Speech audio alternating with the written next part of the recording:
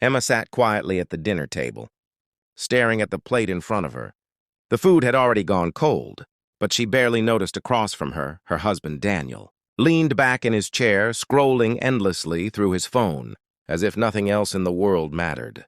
The soft glow of the screen reflected on his face, while the silence between them grew heavier with every passing second. This wasn't how their evenings used to be. A few years ago, dinner meant laughter, long conversations and dreams about the future. Back then, Daniel would rush home from work just to spend time with her. They would talk about everything: his career, her ideas, and the life they wanted to build together. But things had changed ever since Daniel's company started becoming successful. He had changed too. The late nights at work became normal.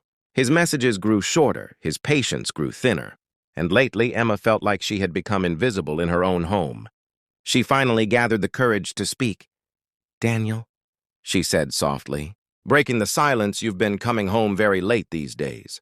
Daniel didn't even look up from his phone. "It's work," he replied coldly. Emma hesitated. She didn't want to start an argument, but the distance between them was becoming unbearable. "I understand work is important," she said carefully, "but we barely spend time together anymore."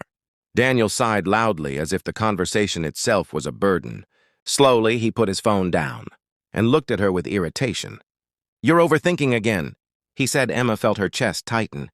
"I'm not overthinking," she replied gently. "I just miss how things used to be." Daniel leaned back in his chair and let out a short laugh.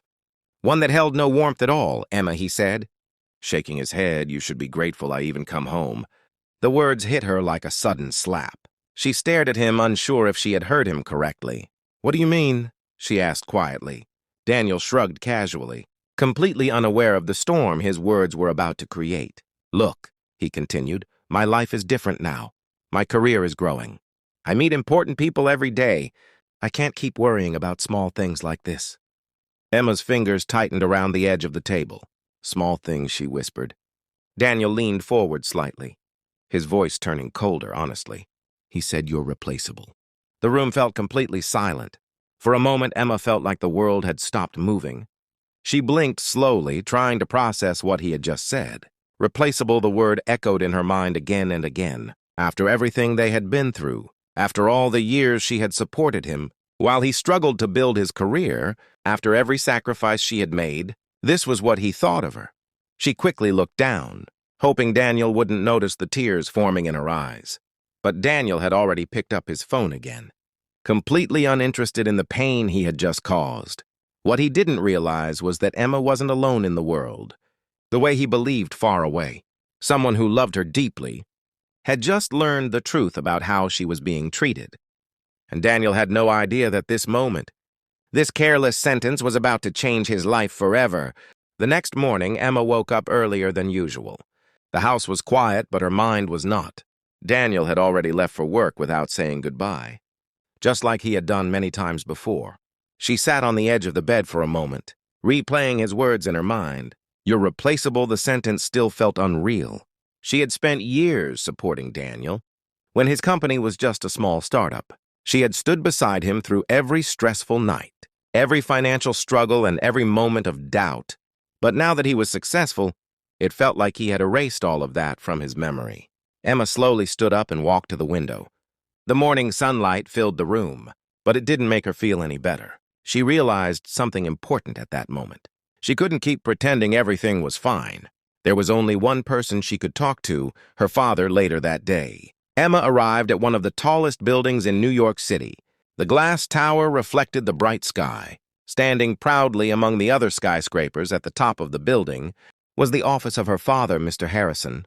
Despite being one of the most powerful businessmen in the country, he had always been a quiet and calm man. He rarely showed his power publicly, and most people didn't even know how influential he truly was. Emma walked through the lobby, and the receptionist immediately greeted her with respect. "Good morning, Miss Emma."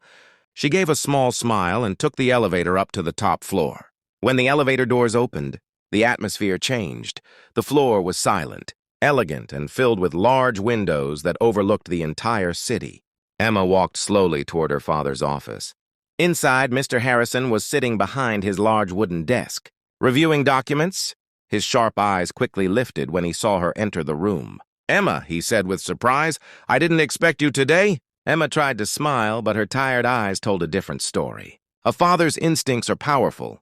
The moment Mr. Harrison saw her face, he knew something was wrong. He stood up immediately and walked around the desk. What happened? He asked gently. Emma shook her head at first. She hadn't planned to complain about her marriage, but the moment she tried to speak, the emotions she had been holding inside began to rise. They sat down together and slowly Emma told him everything. She explained how Daniel had been distant for months, how he barely spoke to her anymore, how he treated her like she didn't matter. Finally, she repeated the words that had hurt the most. He said, I'm replaceable. The room became very quiet. Mr. Harrison didn't interrupt her while she spoke. He simply listened, his expression calm but serious when she finished. He leaned back in his chair and folded his hands together. You're replaceable, he repeated slowly. Emma nodded sadly for a moment. Mr. Harrison looked out the window at the massive city below. His face remained calm. But behind that calmness was something far stronger, determination. A faint smile appeared on his face. Not because the situation was funny, but because he had just made a decision. Daniel clearly believed Emma had no power. What Daniel didn't know was that most of his company's biggest investments secretly came from Mr. Harrison, and very soon, Daniel was about to learn an unforgettable lesson. Later that week, Daniel arrived at the office expecting a normal day. He walked through the familiar hallways, nodding at assistants and mid-level managers, who barely looked up from their tasks. Everything seemed routine, and for a moment he allowed himself to relax. But as he approached the main conference room, he noticed something unusual, an energy of tension he hadn't seen before. The usual buzz of work was replaced by hushed whispers, and quick glances exchanged between employees. Something was off. Daniel pushed the double doors open and stepped inside the conference room. Immediately, he froze. The entire board of directors was already seated, and at the head of the table sat a man Daniel had never seen before. A tall, imposing figure with a calm yet commanding presence. His dark suit was perfectly tailored, and his piercing eyes fixed on Daniel, with an intensity that made the young CEO feel smaller than ever. The chairman cleared his throat. Daniel, we're glad you could join us. He said, his tone polite but cold. Daniel nodded nervously, unsure what was going on. Of course, what's this meeting about? The chairman's eyes shifted to the mysterious man at the head of the table. Mr. Harrison, he said respectfully, would you like to address Mr. Daniels? Daniel's heart skipped a beat. That voice, it was unmistakable. His father-in-law, Emma's father. Daniel straightened in his chair, trying to hide his growing anxiety. Mr. Harrison, this is unexpected, he said cautiously. Mr. Harrison leaned back slightly, steepling his fingers. Unexpected, perhaps, but necessary. His gaze never wavered. Daniel, I've been observing your company for some time, and recently I've learned something troubling. Daniel swallowed hard. He tried to stay calm, but a cold sweat had already begun forming on his forehead. Truly troubling, he asked, attempting a weak laugh that only made him look more uneasy. Yes, Mr. Harrison said, his voice even but filled with authority. It has come to my attention that you believe some people are replaceable, that certain individuals are simply dispensable when they no longer serve your convenience. Daniel opened his mouth to protest. I don't save it, Mr. Harrison interrupted, his tone firm. A man who thinks people are replaceable should learn how it feels when the tables are turned. The board remained silent as Mr. Harrison continued. Effective immediately, your position within this company is terminated. All operational control will be transferred to new leadership. Approved by me. Daniel's jaw dropped. What, this isn't? This can't be happening. The chairman spoke up, his tone sympathetic but final. I'm afraid it is, Daniel. The decision is backed by the company's largest investor. This is non-negotiable. Daniel's face went pale. He tried to speak again, but no words came. He looked around the room, searching for support, only to find eyes filled with caution and distance. Everyone had already aligned with Mr. Harrison's authority. A wave of panic and humiliation washed over him. For the first time in his life, he felt powerless. Every arrogant decision, every cruel remark he had made toward Emma and others, had led to this exact moment. Mr. Harrison's voice cut through the tension one final time. A lesson Daniel never forget. That respect and integrity are never replaceable, and arrogance is the fastest way to lose everything. Daniel could only nod, defeated. He realized painfully that he had underestimated Emma and the man she called father. The room remained silent, except for the faint sound of his own heart hammering in his chest. He had just lost everything he thought he owned, and outside, Emma's father had ensured that justice was served that evening. Daniel returned home, carrying a box filled with his personal belongings from the office. His expensive suit felt heavier than usual, as if the weight of his failures had attached itself to the fabric. The streets of New York felt colder, lonelier, and the familiar path to his apartment now seemed unfamiliar. For the first time, he realized that power and wealth could vanish in the blink of an eye. When he stepped inside, the apartment was unusually quiet. Emma was sitting on the couch, perfectly composed, reading a book. Her posture was straight, her expression calm, but her eyes sharp and steady. Tracked him as he walked in. Daniel's throat tightened. He had expected anger, tears, or maybe a confrontation, but Emma gave him none of that. The silence she offered was far more terrifying than any shout. "Daniel," she said softly, her voice calm yet firm. "I assume you know why you're here?"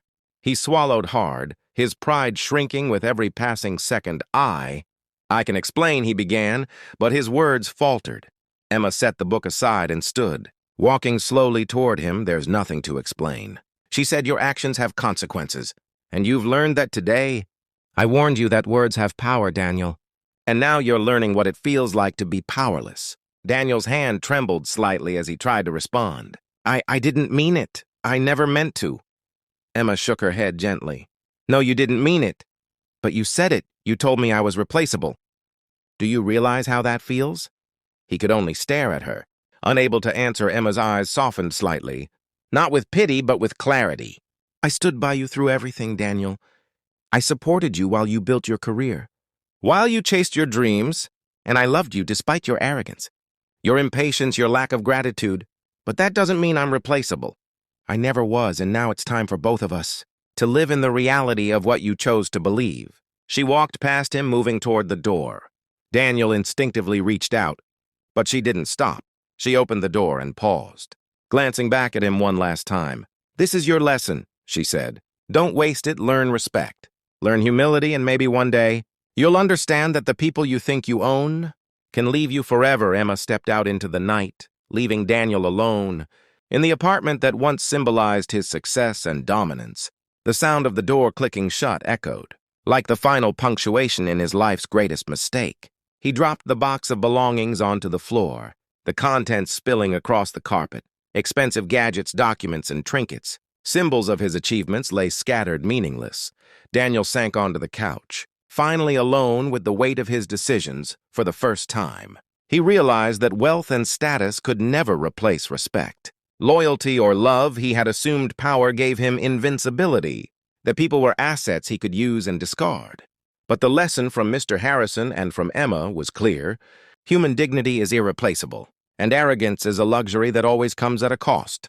Outside, Emma walked confidently down the quiet streets, feeling the freedom of someone who had reclaimed her life. She felt empowered, strong, and unshakable.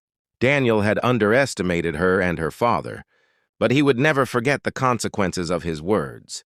And as Emma disappeared into the night, Daniel finally understood that the person he tried to humiliate had the real power all along.